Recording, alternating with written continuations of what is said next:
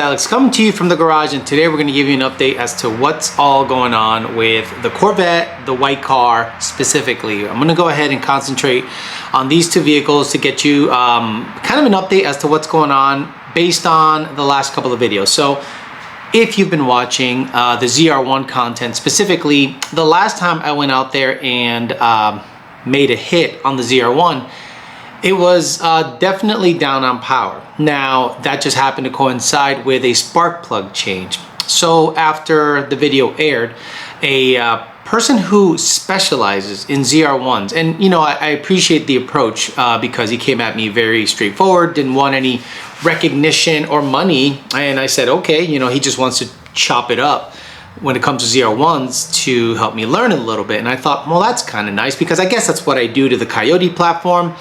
But he was nice enough to clue me in on some of the things that he saw in the video and suggestions for the future.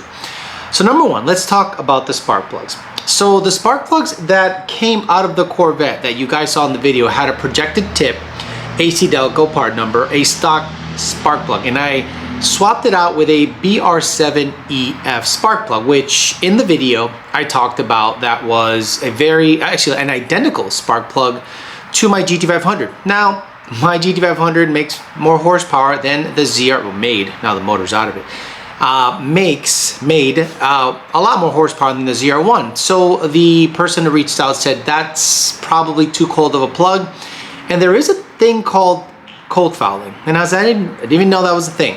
Now, 901 compression V8s that are supercharged, I should treat them the same as a Coyote stuff. It's an air pump at the end of the day, and it doesn't act that much different. So after pulling the spark plug, I noticed a couple of things. Number one, the color. It was very white, and I thought, well, that's heat. And then I saw where the timing mark was, and it was just at the beginning of the plug. Now, I'm commanding 22 degrees on this car, and it's only making about 13 PSI, but it does have good high octane fuel for safety. I'm not one of those guys that plays around with pump gas. I'm one of those guys that wants safety built in because this car is just like a weekend cruiser slash, you know, if I do go racing half-mile stuff, it'll be used for that primarily. So I ended up looking at the spark plug, and I thought, yeah, something's off. So this gentleman reached out and said, you need a hotter spark plug, and you need something that has a similarly laid out or projected tip style spark plug. And he recommended that I get an NGK, before I speak out of turn here, let me grab them. Where are they? Here we go. Yeah, buddy. He said, get yourself some NGK 4177s, which is a V-Power spark plug. So a 4177 is what he told me to pick up, and that's what I picked up. Again, right now I have BR7EFs. And he said that's too cold of a plug. I said, okay, I'm gonna take his word for it because he seems to specialize in these things, and he, you know, gave me a bit of a background on what he does. So that's gonna be the next step. But before I go ahead and put in some spark plugs, I'm also gonna be a smart guy and actually install a wideband in the Corvette. And luckily, Rami Zaidan was nice enough to get me a AEM wideband, and it has the ability to plug in via the OBD2. You plug it into the OBD2, it has two wires sticking out of it, and then it can analog into the MPVI2, which is what I'm using to tune this Corvette via HP tuners. Now, that's what's gonna happen. I'm not gonna do that today, but I wanted to kind of show you the data log. So the data log on the car is very interesting to look at.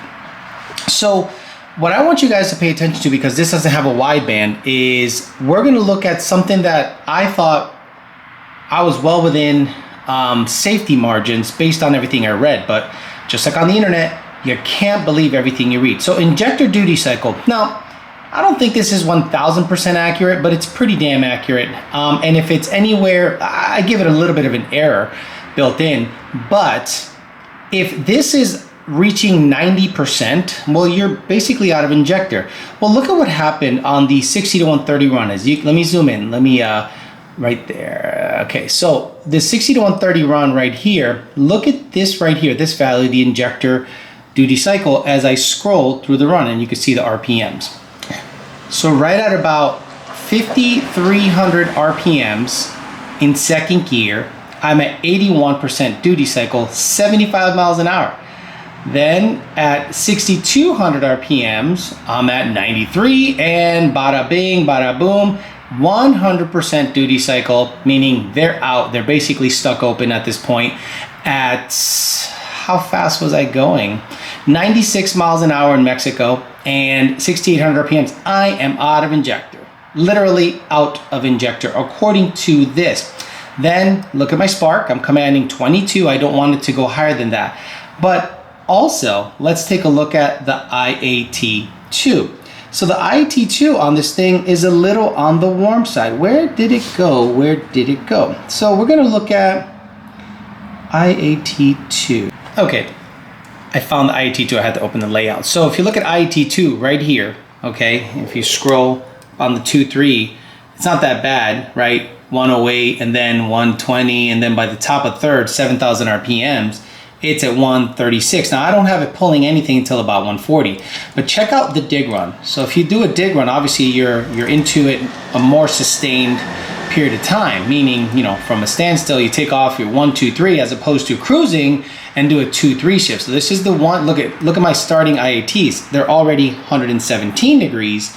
Then the 1, 2, 2, 3, and by the top of a third, this thing is starting to make some literal crazy IATs.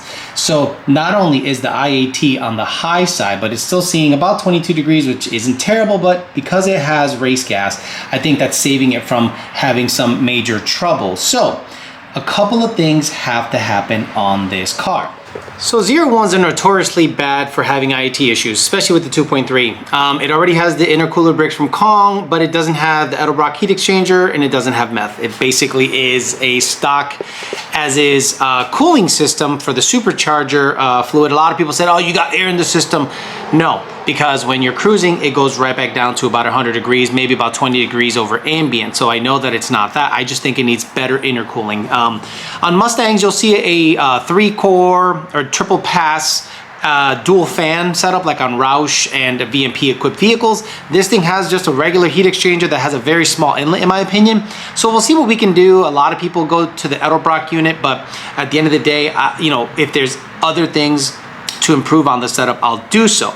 So that's gonna be the next couple of things to do on the car. Number one, we're gonna go ahead and swap the plugs out this weekend sometime, get some V-Power 4177s in there, take the BR7 EFs out of there, get the wideband put in, get the AEM wideband installed if possible. I'm gonna have to have a bung welded because I have to mount this guy, analog it into the logger, and I have to get injectors because according to this, injector duty cycle is way out. I don't think I ever hit over 100, but it was in the 90s pretty darn quickly. The 1-2 shift 99, the 2-3 shift 99, and the 3-4 shift I'm out of injector. And I'm probably gonna get either FIC 1440s or ID 1300s, more than likely ID 1300s for the startup and drivability aspect of the injector dynamic stuff. Not cheap, probably close to 13 or 1400 bucks or maybe 1500 bucks. So we'll see what I can do about that situation. So just wanted to give you guys an update as to what's happening with the ZR1. A lot of eagle-eyed viewers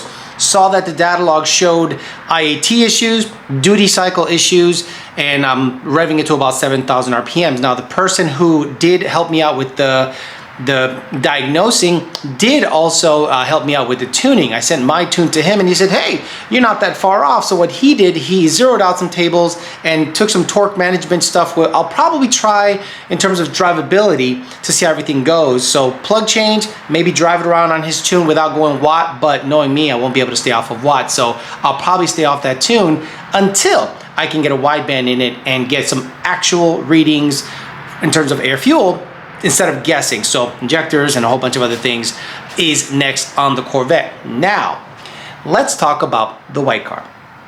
Everyone knows I have the ESS equipped 19 GT. And I said to everybody that I'm not looking to install the fuel system in it because then it becomes a race car. So when I went to Jake at Power by the Hour and I'm telling him, hey, I'm thinking of selling the truck, and do you know anyone that might want the fuel system? And he goes, well, why don't you just use the fuel system for your white car? And I thought, well, it's for a truck. And he goes, honestly, when I bought the fuel system for my truck, the only difference between that and a Mustang fuel system on a Gen 3 was the size of the hat. And I said, really? So we looked at my system. I brought it over to Jake at Power by the Hour. We looked it over and he goes, dude, it's the exact same thing. If anything, all you have to do is get a hat. So that's exactly what I did. I bought a Mustang hat with two 285 pumps, and I'll show you the differences between the hat and the fuel system. So the white car is gonna get a fuel system. I'll show you the fuel system right now. Okay, so who am I now? FC2 controller, because there's 2 pumps, so this is an FC2 controller. This is the Mustang hat. Whoa. So, this is it. Mustang hat has a different angle to it. Obviously, it's a lot shorter because the tank is a lot shorter. Let me get some light on it. The tank is a lot shorter. It has 2 285 pumps installed, wired up. This is, I believe, for your sending unit. So this guy right here, if I'm not mistaken, is for your sending unit, and you're supposed to plug it in to this guy. And then this is the electrical on the outside for the sending unit for the fill level of the tank. Remember guys, once you install the fuel system in your tank, there is no more bucket. So you have to maintain at least half a tank of fuel in it at all times when racing. If not, it will slosh and this guy will run dry and these socks will be picking up nothing and you'll get a momentary lean spike in the Datalog. So that's what I encourage you guys to do, to make sure you have at least half a tank of fuel so that it's up here. Stock fuel systems have a hat, and the hat actually prevents sloshing from happening. As you can tell, they marked the pumps 2 285s ready for a party. Okay, so the F-150 hat is obviously a lot taller. So this is an F-150 hat. This is a Mustang hat. Both have 285 pumps. Both have similar fittings on the top. Obviously this one has some other stuff going on, some vacuum looking stuff. This one does not. This one just has 2 fittings going out. But this F-150 hat will be for sale. I bought this guy. They're not cheap. They retail for over $800. This right here is $800.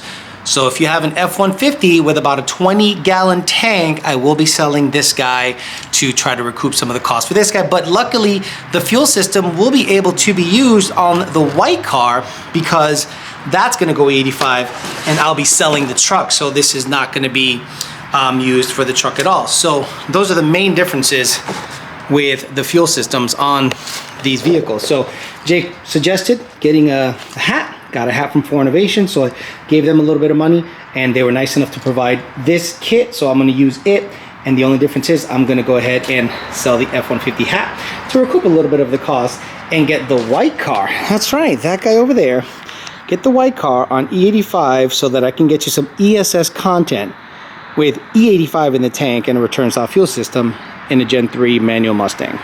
Okay, that'll do it. So the next thing I'm going to be doing this weekend, probably Sunday or so, I'll be working on the ZR1, installing some spark plugs in it, do the tune change, and see if it drives better. But I'm not going to go wide open throttle until I install the AEM wideband along with the OBD2 connector, and life should be good. And then we'll be able to get you some actual, maybe dyno pulls. I'll probably put it on the dyno to stay off the street. I don't think I can make it to Mexico this time of year. Probably put it on the dyno and figure out if the power output that it did before was affected by the injector duty cycle, because I was not logging that because I was logging with the N-Gauge. I was just paying attention to air fuel because the internet said I had plenty of injector. Now some of you would say just jack up the fuel pressure. I generally don't play that game. If I need bigger injectors, I'll just buy bigger injectors. So I'm gonna go ahead and do that. All right guys, thanks for listening. Stay tuned for the for sale video on the F-150. And eventually I'm gonna get the parts for the notch in and the fuel system installation video, which will be long, on the Gen 3 Mustang, ESS supercharged Mustang that I have. So plenty of content coming up for your viewing needs in the next month or so. So stay tuned for that. Thanks for listening guys. Talk to you later.